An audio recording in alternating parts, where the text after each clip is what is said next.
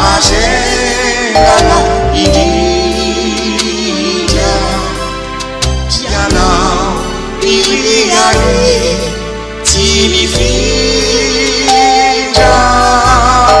tamana tu governo e o vana lele o maneri fiti.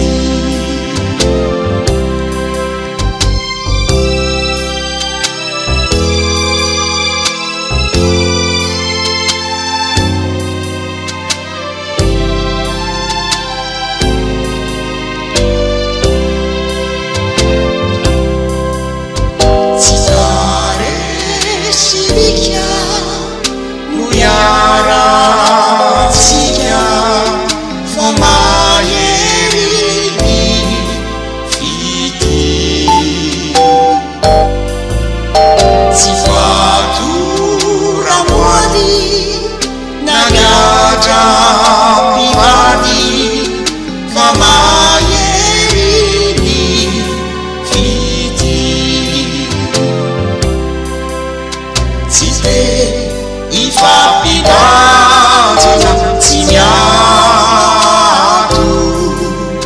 faru mabiaradi eilatu amafani rasa yara ijasa